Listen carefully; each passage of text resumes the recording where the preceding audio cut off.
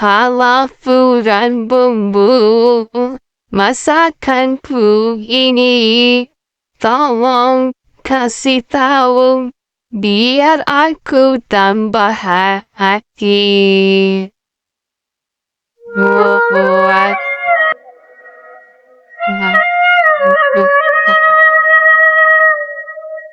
Halau diri ini ada kekurangannya. Jangan diam saja, jelaskanlah kepadaku. Tak usah berpura-pura, tak suka kamu bila suka. Tapi di belakangku, gandeng sana, gandeng sini.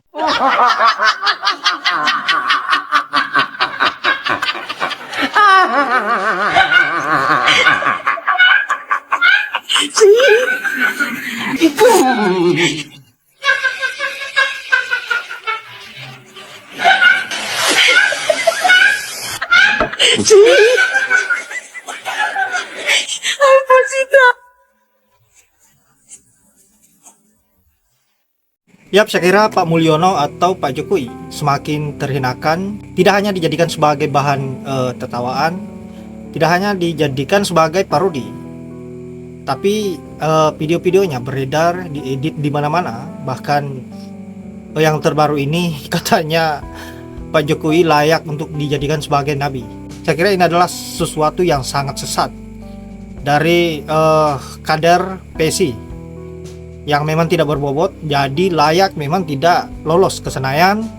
Dan mungkin ini efek atau salah satu efek kegagalannya dalam mencalekkan diri, sehingga membuat dia berpikir yang aneh-aneh dan tidak lagi sadar bahwa apa yang menjadi statementnya sebagian dari kesesatan sebagai umat beragama.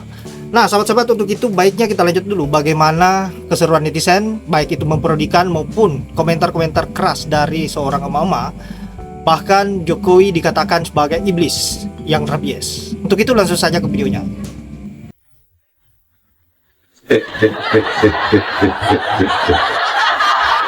Ya ini kan bagus, ini kan bagus. Artinya apa coba? Artinya pemerintah itu masih mendengar aspirasi dari masyarakat, usulan dari masyarakat terkait pertambangan, ya, dan langsung dieksekusi, dicabut izin pertambangannya. Ini kan bagus. Hari ini tiba-tiba muncul satu pernyataan yang sangat-sangat mengejutkan dari kader PSI yang menyebutkan bahwa Pak Jokowi sebenarnya sudah memenuhi syarat untuk menjadi nabi. Tak pikir jadi ketua umum PSI, ini jadi nabi. Karena menurut Dedi Nurpalaka, Pak Jokowi ini sudah cukup syarat untuk menjadi nabi, tapi malah memilih tetap menjadi manusia biasa yang sederhana dan tetap bersenyum ketika bertemu dengan masyarakat dan seterusnya. Pernyataan-pernyataan dari Dedi Nurpalaka sampai sekarang ini itu menimbulkan pro kontra dan kemudian diperdebatkan oleh banyak orang dan dipertanyakan gitu, kalau Pak Jokowi jadi nabi, agamanya yang mana ya? Ya meskipun nggak semua nabi membawa agama sih gitu ya. Jadi ini menjadi pertanyaan atau perdebatan yang lucu, dan awalnya saya pikir itu tidak terlalu penting siapa Dedi Nurpalaka ini, karena ya paling orang iseng gitu ya, paling orang stres karena nggak bisa masuk ke Senayan atau gagal jadi caleg misalkan. Biasanya ada tuh yang seperti itu. Jadi kalau kader PSI sampai berhalusinasi sampai setinggi itu, biasanya udah kalah banyak di pileg gitu. Biasanya gitu ya. Apakah si Jokowi iblis rabies PKI garong Republik Indonesia ini yang sudah melegitimasi seluruh otak somplaknya itu dengan ijazah palsunya itu ya, itu apakah sudah bisa dibenarkan oleh rakyat Indonesia dengan membebani hutang kepada rakyat Indonesia sebesar 578.000 triliun tanpa sepengetahuan rakyat Indonesia? Sudah dibenarkan apa belum? Pertanyaan saya itu, ya. Kalau kamu nggak percaya dengan data yang saya urai, saya informasikan pada pagi hari ini, gampang kan? Alamat sudah jelas di sekitar RW, pokoknya satu RW ya. Satu RW dengan Pak Prabowo itu ada istana Bunda Lim Jukian. Di sana itu nanti kamu bisa nyeret Jokowi, tapi kamu konfirmasi dulu ke Fitiku ini, kapan Jokowi punya kesanggupan datang ke istana Bunda Lim Jukian bersama lawyernya, bersama Gibran kalau perlu ya.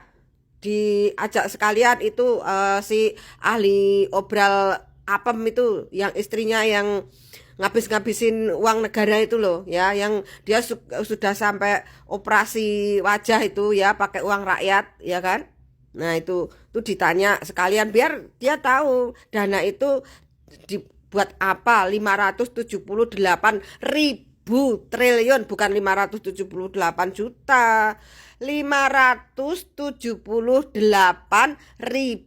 triliun itu dipakai untuk apa saja, itu seluruh laporan ya.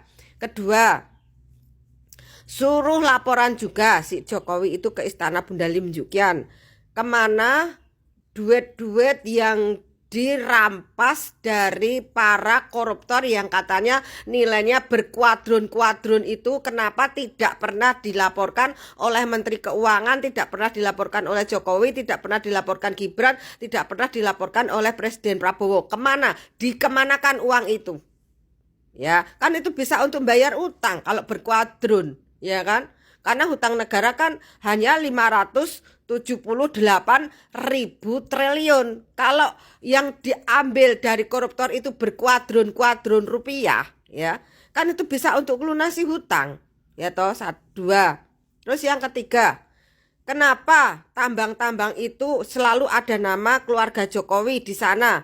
Entah itu sebagai karyawan eksekutifnya, entah itu sebagai komisarisnya, entah itu sebagai pemilik sahamnya, entah itu sebagai apanya, pokoknya pemegang peranan penting di semua perusahaan tambang negara itu. Kenapa ada keluarga Jokowi? Kita mau tanya, rakyat Indonesia ini mau tanya, ada apa di balik itu semua? Apa kurang celutak otak somplaknya si iblis rabies Jokowi itu menggarong republik ini? Aku tanya sama kamu. Ya, sebentar lagi ya, ini akunku ini mau diblok sama TikTok karena banyak yang kebakaran jenggot ya. Untuk seluruh teman-teman seperjuangan, terutama untuk pendukung Bunda Lim Jukian ya.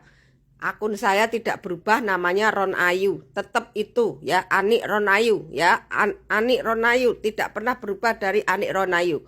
Jadi kalau Anda cari pasti ketemu Anik Ron Ayu, Anik Ron Ayu ya. Kalaupun di blog juga namaku tetap itu ya, tidak akan, walaupun ya paling berubah akun nggak masalah kan cuma berubah akun. Mereka juga. Terus ada lagi yang bilang begini ke saya, Bu Ani, nanti kamu kalau ketangkap nangis, nanti saya laporkan Bareskrim, apalagi kayak gitu. Kemarin sudah dijelaskan berulang-ulang ya kan sama Bunda Lim Jukian, Bareskrim aja mau dibikin es krim ya Pak. Presiden negara Indonesia aja nggak berani sama komandan saya Bunda Lim Jukian, nggak berani ya. Untung saya tidak percaya dengan orang-orang idiot, para ternak-ternak iblis rabies Jokowi itu yang mengatakan memfitnah bermacam-macam tentang Bunda Lim Jukian. Untung saya tidak percaya dengan hasutan dia, dengan fitnah dia, dengan kata-kata bosoknya dia itu. Untung saya tidak percaya ya. Kalau saya percaya, matilah saya jadi pembelanya iblis rabies Jokowi. Apa untungnya?